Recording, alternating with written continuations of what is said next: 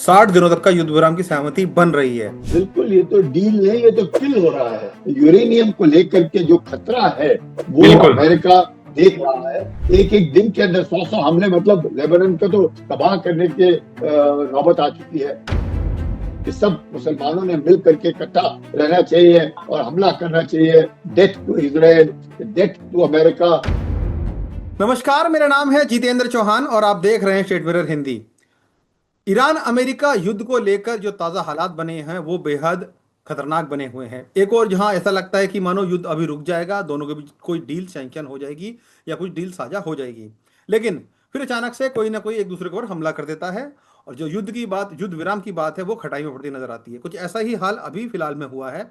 अभी हमने देखा था कि बहुत कयास लगाने शुरू हो गए थे कि शायद जो डील है उसको लेकर सहमति बन रही है, लेकिन अचानक से आज देखने में आया कि अमेरिका की तरफ से ईरान की कुछ जो स्पीड बोट्स थी उनको टारगेट किया गया है और हमला किया गया उनके ऊपर। और बात कहीं ना कहीं यूरेनियम पर अगर रुक रही है कि यूरेनियम का जो इस्तेमाल है वो ईरान बंद नहीं करेगा, उसको एनरिच जो यूरेनियम है खासतौर से उसको वो अमेरिका को नहीं सौंपेगा। तमाम तरह की जो अटकलें हैं वो लग रही हैं, अटकलों का बाजार गर्म है। युद्ध रुकेगा नहीं रुकेगा, क्या ताज़ा हमलों के बाद से दोबारा से एक बार युद्ध छिड़ जाएगा, इस पर बात करेंगे। मेरे साथ बेहद खास मेहमान मौजूद हैं। Lieutenant general Sanjay Kulkarni sir हैं। संजय सर, बहुत स्वागत है स्टेट मिरर हिंदी में। थैंक यू जितेंद्र जी, जय हिंद। जय हिंद सर। संजय सर, एक ऐसी स्थिति हो रखी है इस वक्त ईरान अमेरिका के बीच में और पूरे विश्व के बीच में इस वक्त की बहुत परेशानी में सब लोग हैं सर। महंगाई बेतहाशा बढ़ गई है और बहुत सारी चीज़ों की रुकावटें आ रही हैं। सर, कभी लगता है कि युद्ध रुक जाएगा जिस तरह की बातें चल रही हैं, ट्रम्प साहब की तरफ से तमाम तमाम बयान आते हैं। कभी वो कहते हैं कि बस आज की ही रात बाकी है, कल नज़ारा कुछ और होगा।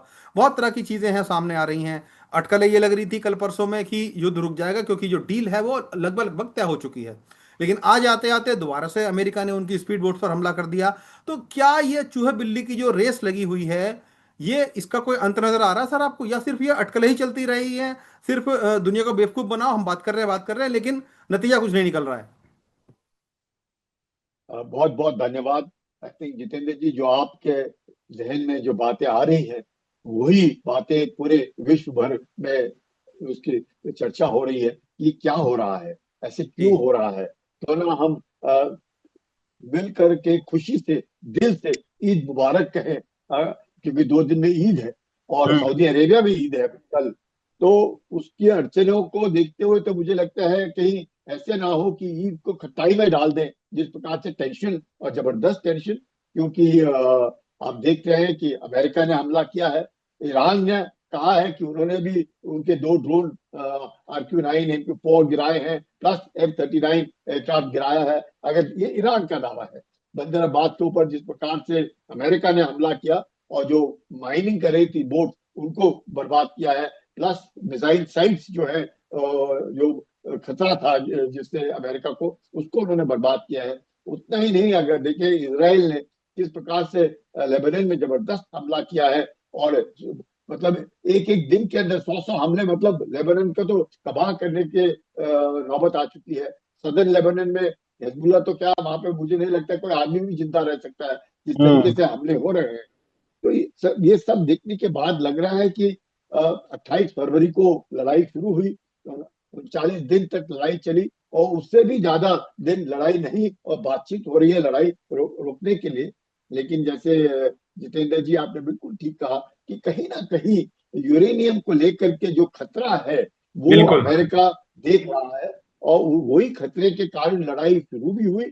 और लेकिन अब धीरे धीरे करके कहीं ना कहीं लड़ाई मजहबी बनने की ओर ले रही है, क्योंकि हम्म। उम्मा को इकट्ठा करना, ईरान की तरफ से जो बयानबाजी हो रही है कि सब मुसलमानों ने मिल करके इकट्ठा रहना चाहिए और हमला करना चाहिए, death to Israel, death to America, यहूदियों को बर्बाद करना, यहूदियों को खत्म करना, ये जो बातें हो रही हैं, और इस सब को लेकर के स्टेट ऑफ हॉर्मुज, और स्टेट ऑफ हॉर्मुज जो है, जब तक आप देख रहे हैं कि 13 अप्रैल से लेकर लगातार जो घेराबंदी अमेरिका ने की है उसमें परेशानी।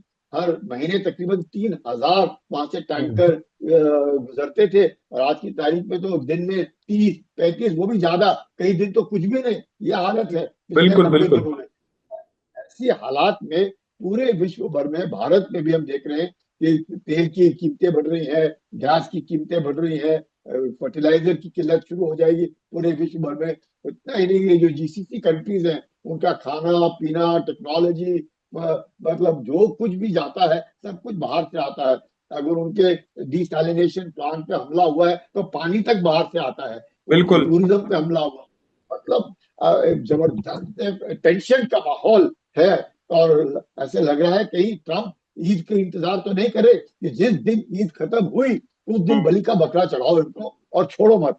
क्योंकि अगर इस सोच में है तो मुझे लगता है कि क्या होगा ये बहुत सोचना कठिन है। पर ट्रम्प तो ट्रम्प है, वो कई बार कुछ कहते हैं और अचानक खुदा पहाड़ निकली चुहिया फुस, सब कुछ हो जाएगा। बहुत अच्छी बात होगी अगर इस बार, अगर खुदा पहाड़ निकली चुहिया तो अच्छा होगा कि कम से कम शांति बहाल होगी विश्व में। जो बिल्कुल बिल्कुल। तेल लेकिन की लेकिन संजय कीमत सर, है। एक सवाल जो लगातार उठ रहा है कि जो अभी डोनाल्ड ट्रंप साहब ने बात कही है कि हॉर्मूज को लेकर उन्होंने कहा है कि 60 दिनों तक का युद्ध विराम की सहमति बन रही है। ये एक अच्छी खबर थी। लेकिन जिस तरीके से ईरान के विदेश मंत्रालय ने तुरंत इसका खंडन किया कि डील अभी बहुत दूर है, आपको रणनीतिक आकलन के अनुसार ही आगे बढ़ना पड़ेगा। लेकिन वास्तव में देखा जाए तो युद्ध तो लगातार बढ़ रहा है, क्योंकि एयर स्ट्राइक अमेरिका ने दोबारा से कर दी उनकी वोट्स के ऊपर। तो ऐसे में क्या ये उहो बहा की जो स्थिति बनी हुई है, एक तरफ कह रहे हैं कि डील हो रही है, दूसरे तरफ हमला कर रहे हैं, तो चल क्या रहा है सर? बहुत ये तो पूरे विश्व को देखा जाए तो झोंक रखा है उन्होंने इसकी आग में। बिल्कुल, ये तो डील नहीं, ये तो किल हो रहा है। डील में हम्म। तो बिल्कुल किल नहीं होना चाहिए, ये तो डील छोड़ किल, मतलब एक दूसरे को मारने में लगे हुए हैं। और ऐसी नौबत जिसमें अब उन्होंने कहा है कि अब्राहम अकॉर्ड को लेकर के सारे दस्तखत करें, जिससे कि कम से कम इसराइल का जो अस्तित्व है वो खतरे में ना पड़े। और जिस प्रकार से इजिप्ट ने जॉर्डन में अब्राहम अकॉर्ड दस्तखत करके उस इलाके में शांति बहाल की, उसी को लेकर के तो वहां पे जो पाकिस्तान जो है लगातार जो कोशिश कर रहा था और हम्म। जिसको भागना दौड़ना के कारण वो डील करने की बात कर रहे थे, ट्रम्प की बात पहुंचा रहे थे, सबसे ऊंची आवाज तो उन्होंने उठा दी कि हम तो अब्राहम अकॉर्ड कभी भी नहीं दस्तखत करेंगे, हमारी सोच बिल्कुल तो इसराइल के साथ मिलती नहीं है या बाकी देशों के बीच में, मतलब सारा कुछ खट्टाई में डाल दिया है। अब सवाल यह है कि उम्मा का नेतृत्व कौन करेगा, शिया करेगा या सुन्नी करेगा, सऊदी हम्म। करेगा या फिर ईरान करेगा या तुर्की अपने बीच में सुरसुरी छोड़ेगा। मतलब ये सब कुछ, ये जो माहौल है बहुत ही पेचीदा माहौल है, जिसमें स्टेट ऑफ होर्मुज को लेकर के पूरा विश्व परेशान है। क्योंकि विश्व का 20% का जो तेल है वो यहाँ से गुजरता है, ट्वेंटी बिल्कुल। Million barrel per day. और gas 19 billion cubic feet of gas, तो बहुत जबरदस्त यहाँ से पूरे लेकिन विश्व और संजय सर, जो अधिकतर। सवाल लगातार उठ रहा है कि जो परमाणु हथियारों को लेकर बात कह रही है अमेरिका ने, जो उनकी मेन शर्त है, वो ये कह रहे हैं कि ईरान अपने समृद्ध यानी कि एनरिच यूरेनियम को पूरी तरह नष्ट करे, परमाणु कार्यक्रम बंद करे। लेकिन ईरान भी पूरी तरीके से अड़ा हुआ है कि हम उस कार्यक्रम को बंद नहीं करेंगे, और जो एनरिच यूरेनियम है वो हम ईरान से बाहर नहीं जाने देंगे, हमारी रक्षा जरूरतों के लिए, हमारी विद्युत उत्पाद के लिए बहुत जरूरी है। लेकिन बात कहीं ना कहीं जो आप कह रहे हैं कि सर यूरेनियम पर आके रुकी हुई है, और यूरेनियम के चलते ही एक दूसरे को ये किल करने में लगे हुए हैं, तो ये तो सर इस तरह मसला सुलझेगा ही नहीं कभी। मुझे इसमें दो बातें कहीं कहीं बार शक होता है कि ऐसे तो नहीं कि ईरान का जो यूरेनियम है वाकई ईरान का से भी निकल क्या है, बर्बाद हो चुका है। क्योंकि जबरदस्त बॉम्बिंग हुई है और अमेरिका सब जानता है, और आईएईए के द्वारा बाकी जो सदस्य हैं उनसे उनको खबर लगती होगी कि है या नहीं क्या है, नहीं है। या कहीं दबा हुआ है। क्योंकि आपको बीच में लगा होगा कि एक ईरान का हवाई जहाज भी पाकिस्तान के अंदर खड़ा था, नूर खान एयरबेस पे। तो वो जी। किसके लिए खड़ा था, क्या यूरेनियम ले जाने के लिए खड़ा था या किसके लिए खड़ा था पता नहीं। कतर में भी बातचीत हो रही है, उनके आरागची और गलीबाब तो वहां पे बैठे हुए हैं शांति बहाल करने के लिए। हम्म। लेकिन अमेरिका ने भी माना है कि अगर जो उनके पास यूरेनियम है, अगर तीसरे देश के भी मध्यस्थता से अगर उसको बर्बाद किया जाता है तो बहुत अच्छी बात है। और अमेरिका बार बार कह रहा है कि यूरेनियम को लेकर के 20 साल तक तो कोई एनरिचमेंट नहीं होएगा। तो ऐसे माहौल में, और हमें जो ईरान है वो अड़ा हुआ है कि इसको लेकर के उनके जो मुस्तफा जो खमेनी है वो तो बार बार ये कह रहे हैं कि इसके बिल्कुल। ऊपर तो सवाल ही नहीं पैदा होता, ये तो हमारे अस्तित्व का सवाल है, चाहे हम्म। जान चली जाए पर हम यूरेनियम नहीं छोड़ेंगे। ये तो डू और डाई का बैटल है, हम तो बिल्कुल। ईरान की मतलब इसराइल की, हम तो बिल्कुल ही इसको इस धरती से हटा देंगे, इस तरह की भाषा आज भी हुई है। आज भी जी जो बिल्कुल। सपा है वो उस तरह की बातें कर रहे हैं। तो आप क्या समझे। और वहां पे जो IRGC है वो लगातार इसी प्रकार से उन्होंने बात करनी है, और जिस प्रकार से, लेकिन एक बात माननी पड़ेगी जितेंद्र जी, कि इतना सब कुछ होने के बाद ईरान की तरफ से कोई ऐसी गाली गलौच वाली भावना अभी तक हम्म। नहीं आई है अमेरिका के हमले के बिल्कुल। ऊपर। और हम्म। अमेरिका ने भी हमला किया है ये सेल्फ डिफेंस बोल करके। तो ये हम्म। क्या चल रहा है क्यों नहीं, ये पता नहीं चल रहा कि या ईरान को मालूम नहीं क्या नुकसान हो रहा है, या ईरान चुपचाप बैठा है कि कहीं ऐसा ना हो सच में ही अगर अमेरिका बरस गया तो बहुत भारी नुकसान होगा। भाई ईरान ने आज ही अपने इंटरनेट खोल दिए, क्योंकि भाई इंटरनेट जो तकरीबन 90 दिन से बंद पड़े थे बिल्कुल। ईरान में, ईरान ने कहा कि 97% जो नुकसान ईरान में हुआ था उसको उन्होंने बहाल कर दिया है बवाल और कर लिया नुकसान है। पूरा हो गया।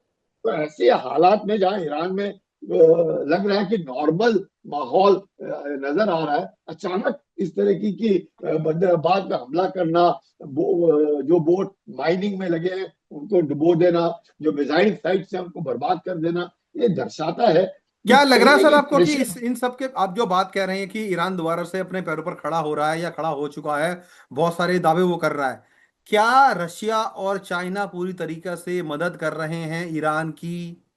आपको लग रहा है सर कि बिना उसकी मदद के तो ईरान के अंदर इतनी क्षमता नहीं थी कि शायद वो दोबारा से अपने पैरों पर इतनी जल्दी खड़ा हो सके? हालांकि दावे हैं, लेकिन सच्चाई क्या है इनकी ये तो खैर वहीं पता वही ईरान बेहतर जानता है। लेकिन ईरान और सॉरी रशिया और चाइना का रोल बहुत महत्वपूर्ण हो गया सर अब। इसमें कोई शक ही नहीं है। आप ईरान में जो कई एक पत्रकार अपने गए हैं टेलीविजन के, जो वहां से उन्होंने पिक्चर भेजे हैं, वहां पे कोई ऐसे दुकानों में तो दुकानें खाली नजर ही नहीं आती। सब्जियां हम्म। देखो कोई कम कभी नजर ही नहीं आती, चाहे कितना भी इन्फ्लेशन हो। और मुझे लगता है 2.5 मिलियन रियाल का एक डॉलर हो, पर सामान भरा हुआ है। मतलब ईरान में उनके कपड़े देखो, उनके चलने का ढंग देखो, उनका वीकेंड देखो। तो हम्म। एक बात तो जाहिर होती है कि ईरान धीरे धीरे अपने पांव पे खड़ा हुआ है, और ये जो 3 महीने का जो युद्ध में अधिक आधे से ज्यादा सीजफायर में इसने अपने आप को संभाल लिया। संवारने के बाद अपने पांव पे खड़े हुए, जिसमें चाइना ने और रशिया ने इनकी जबरदस्त मदद की है। क्योंकि एक ट्रेन चलती है जो चाइना के शंघाई से सीधी तेहरान आती है, और उसको 15 दिन हम्म। लगते हैं। खाना पीना वहां से आ रहा है, चाहे स्टेट ऑफ हॉर्मुज की घेराबंदी की हो, प्लस रशिया से भी रास्ते हैं, प्लस पाकिस्तान ने भी अपने 6 जो रूट ऑफ एंट्रीज है वो खोले हैं, जहां से अब पाकिस्तान से भी अंदर जा रहा है सामान ईरान के अंदर। यानी कि और प्लस 400 अरब डॉलर का चाइना ने जो डील कर रखा है ईरान के साथ, कि भाई आपका हम तेल खरीदेंगे, आप हमारा सामान लेंगे। तो वहां पर भी चीन विन विन सिचुएशन में है। अगर जब अभी घेराबंदी के कारण अगर चीन को तेल ईरान से नहीं तो उसने रूस से उठा लिया है। तो कहीं ना कहीं पर ईरान को वो जो तकलीफ होनी चाहिए थी उतनी हो नहीं रही बॉम्बार्डमेंट है। के बाद, तकलीफ नहीं हो रही है। अच्छा सर, इसलिए इसमें इस तरह एक की महत्वपूर्ण चीज आवाजें और ये उठी। भी है, एक महत्वपूर्ण अभी ये भी है कि सर हमने देखा कि जो ब्रिक्स देशों के विदेश मंत्री थे वो भारत आए हुए थे। अभी क्वाड की बैठक चल रही है। क्या इन बैठकों के जरिए भी कोई रास्ता निकालने का प्रयास किया जा रहा है? क्योंकि भारत की इसमें महत्वपूर्ण भूमिका बहुत ज्यादा है सर, ब्रिक्स के देशों में वो क्वाड में वो है, और क्वाड की मीटिंग अभी हुई है सर कल ही। तो क्या लग रहा है आपको कि सर इसमें भी वही मुद्दे छाए रहे? हमने देखा ब्रिक्स की जब बैठक हो रखी थी तो ईरान के जो विदेश मंत्री थे अरागची साहब, उन्होंने और रूस जो यूएई के विदेश मंत्री हैं, तमाम अच्छी खासी बहसाबाजी उनके बीच में हुई थी, और कोई बिना एजेंडे के ही वो ब्रिक्स सम्मेलन खत्म करना पड़ा, कोई रेजोल्यूशन पास नहीं हुआ था। अभी सर जो क्वाड की बैठक चल रही है, क्या आपको लग रहा है कि इन दो महत्वपूर्ण जो संगठन बने हुए हैं ब्रिक्स और क्वाड, इनसे कोई रास्ता बनता नजर आ रहा? क्योंकि क्वाड की जब मीटिंग हुई तो उससे ठीक पहले रूबियो साहब यहाँ पर आए थे, और एक ये चर्चा उठी कि हाँ मोदी साहब से बातचीत की है उन्होंने और रास्ता कोई निकला है। और तभी ऐसी सुगबुगाहट उठी कि तमाम चैनलों पर ये खबरें आई, तमाम मीडिया में खबरें आई कि डील अब दूर नहीं है, डील का रास्ता खुल गया है और तमाम बातें तय हो गई हैं। लेकिन अचानक से सर फिर कल ये बात आ जाती है कि हमला हो गया अब। तो ये कहीं ना कहीं जो संगठन बने हुए हैं वो भी मुझे लगता है कि बैकफुट पर आते नजर आ रहे हैं आपको, या उनका रोल बहुत अच्छा लग रहा है आपको सर? जितेंद्र जी आपने बहुत अहम बात कही, क्योंकि ब्रिक्स के वक्त लग रहा था शायद विश्व शांति की ओर जा रहा है। जा रहा है। अचानक हाँ, जो क्वाड की मीटिंग हुई उससे एक दिन पहले लगा कि शायद कुछ अच्छा ही निकलेगा। हम्म। अमेरिका, जापान, ऑस्ट्रेलिया, हम्म। इंडिया सब मिलकर के बातचीज कर रहे हैं। बिल्कुल। रूबियो ने भी कहा कि 95% डील जो है वो हो हो चुकी चुकी है। है। एक 24 घंटे की बात है, हो जाएगा। आज उन्होंने ही कहा है कि चंद एक दिन लगेंगे। जो 24 घंटे में जो 95% डील हो चुकी है, जो हम्म। होने वाली थी, उसको अब वो खुद कह रहे हैं जाने से पहले कि ये डील जो है चंद एक दिन लगेंगे। ये क्या दर्शाता है? उधर पाकिस्तान का हल्ला, जो मतलब एक तरीके से पाकिस्तान तो अपना अमेरिका की गोदी में जाके बैठा था, तो वहीं पे उस सांप ने उसको भी डस दिया कि हम तो बिल्कुल। आपका अब्राहम का बरकत नहीं करेंगे, क्योंकि हमारी तो इसराइल के साथ बनती नहीं है। तो अगर उनकी इसराइल के साथ नहीं बनती है, तो ट्रम्प के साथ जो मतलब दूरी मंजूर है, पर दोस्ती तो वो मुश्किल पड़ेगी अमेरिका को। अमेरिका की दोस्ती पाकिस्तान को बहुत जबरदस्त मुश्किल में डालेगा, क्योंकि अब अमेरिका कहेगा अगर तुमको हम पैसे देते हैं तो तुम वो कहो और वो करो जो हम आपको कहते हैं। तो पाकिस्तान के पास कोई रास्ता नहीं रहेगा। लेकिन पाकिस्तान दुगलापन और सब तरह से सबको खुश रखने की कोशिश कर रहा है, ईरान को भी, चीन को भी, अमेरिका को भी। ऐसे थोड़ी हो सकता है कि आप हम्म। सब वोटों में अपना पावर रखो और चलाते रहो। ये तो डूबेगा, पाकिस्तान इस पूरे इसमें डूबेगा और जबरदस्त मार खाएगा, क्योंकि ट्रंप को भी अब बेचैनी शुरू हो गई है। हो गई हमला है। एक दर्शाता है कि ईद जैसे ही खत्म होती है, वो बम बरसेंगे, तो आप तैयार हो जाओ या घुटने टेको और फटाफट दस्तखत करो। मतलब दो ही चीजें हैं इसमें। अब मुझे नहीं लगता है अगले 72 घंटे से ज्यादा कुछ होएगा। अगले 72 घंटे के अंदर विश्व में या तो आपको लड़ाई दिखने को मिलेगी या लड़ाई खत्म दिखेगी। चुटपुट नहीं होएगा। मुझे नहीं लगता अब चुटपुट वाले दिन खत्म हो भारत गए। का रोल अब अब क्या रह जाता है? भारत हमारी को अब किस दिशा में देख रहे हैं? जो कि भारत की स्थिति लगातार बिगड़ती जा रही है, इंटरनली सर देख रहे हैं कि लगातार जो दाम हैं वो अब कंट्रोल आउट ऑफ कंट्रोल हो रहे हैं। चार चार बार पेट्रोल के दाम बढ़ चुके हैं। भारत के लिए स्थिति कैसे नजर आ रही है सर? क्या भारत कोई अपनी एक स्ट्रेटेजी ऐसी बना रहा है, या जियो पॉलिटिक्स के तौर पर कि हाँ भारत की बात को कुछ सुन रहा है, या कुछ भारत कह रहा है तो उसकी बात को कोई फर्क पड़ रहा है? क्या आपको लग रहा है या भारत सर कमजोर स्थिति में आ गया है अभी?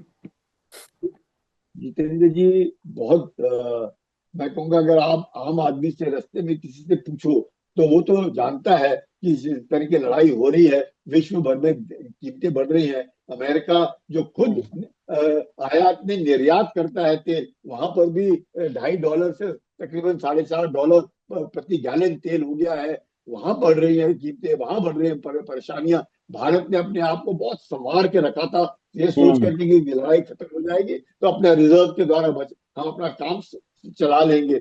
अब नहीं लगता है। अब मुझे लगता है, और जिस प्रकार से भारत के अंदर भी अलग अलग बातें ऑपोजिशन पार्टीज करती हैं, किसी को हम्म। गद्दार बोलती है, किसी को कुछ बोलती है, तो मुझे लगता है अपने जो लीडरशिप है वो तो कुछ अच्छा करना चाहती है, पर हमारे बीच में भी ऐसे लोग हैं जो इसको अच्छा नहीं देख रहे। बल्कि आम आदमी समझता है, आम आदमी हिंदुस्तान में मूर्ख नहीं है, वो सब जानता है क्या हो रहा है और क्यों तेल की कीमत बढ़ रही है। पर हम्म। हमारे यहाँ पे जो ये एक राजनीति के तौर पर जो बातचीत होती है, जिससे देश को गिराने की जो बात करते हैं, पर लेकिन सवाल ये है, भारत भी आप बहुत कठिन परिस्थिति से गुजर रहा है।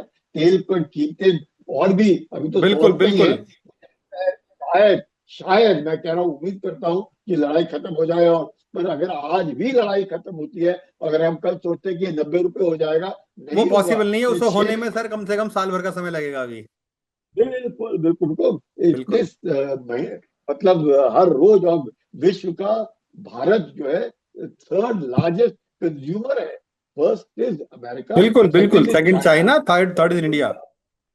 इंडिया। और इंडिया का ये जो तेल है, 80% से ज्यादा तो हम लोग इसको आयात करते हैं, जब वी आर बिल्कुल बिल्कुल इम्पोर्टिंग बिल्कुल।